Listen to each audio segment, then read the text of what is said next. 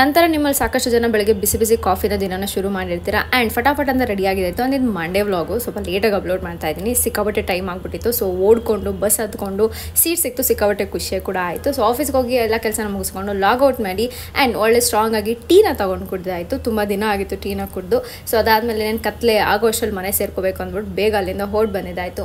ಮನೆಗೆ ಬಂದು ನನ್ನ ಸ್ಕಿನ್ ಕೇರ್ ಎಲ್ಲವನ್ನು ಮಾಡಿ ಮುಗಿಸ್ಕೊಂಡು ದೆನ್ ಅದಾದಮೇಲೆ ಸ್ವಲ್ಪ ಬಟ್ಟೆ ಎಲ್ಲ ವಾಶ್ ಮಾಡಿ ಹಾಕಿದ್ದೆ. ಸೊ ಟೆರೆಸ್ಗೆ ಹೋಗಿ ಎಲ್ಲನೂ ತಂದು ಹಾಕಿದ್ದಾಯಿತು. ಆ್ಯಂಡ್ ಡಿನ್ನರ್ಗೆ ಅಂತ ಬಂದು ಇವತ್ತು ಬೇಗ ಆಗುವಂಥದ್ದು ನನ್ನ ಫೇವ್ರೆಟ್ ಉಪ್ಮಾನ ಮಾಡ್ಕೊತಿದ್ದೀನಿ. ಬೆಳಗ್ಗೆ ಸ್ವಲ್ಪ ಸಾಂಬಾರು ಮಾಡಿಟ್ಟೆ, ಅದ್ರ ಜೊತೆಗೆ ತಿನ್ಕೊಂಡೆ, ಚೆನ್ನಾಗಿತ್ತು ಆ್ಯಕ್ಚುಲಿ. ಆ್ಯಂಡ್ ಬೆಳಗ್ಗೆ ಯಾವುದೇ ಥರ ಕೆಲಸ ಮಾಡಿರಲಿಲ್ಲ, ಸ್ಪೆಷಲಿ ಇಷ್ಟೊಂದು ಪಾತ್ರೆ ಅಂತೂ ವಾಶ್ ಮಾಡೇ ಇರಲಿಲ್ಲ.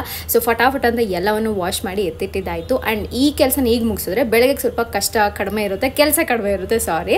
ಅದಾದಮೇಲೆ ಈ ಕೆಲಸ ಮಾಡೋ ಬರದಲ್ಲಿ ನನ್ನ ಕೈನ ಕುಯ್ಕೊಂಡಿದ್ದಾಯಿತು. ಅದಕ್ಕೆ ಅಂತ ಹೇಳ್ಬಿಟ್ಟು ಬ್ಯಾಂಡೇಜನ್ನು ಹಾಕ್ಕೊಂಡೆ ಆ್ಯಂಡ್ ದೆನ್ ಬಟ್ಟೆ ಎಲ್ಲ ಜೋಡಿಸಿ ಎತ್ತಿಟ್ಕೊಂಡೆ.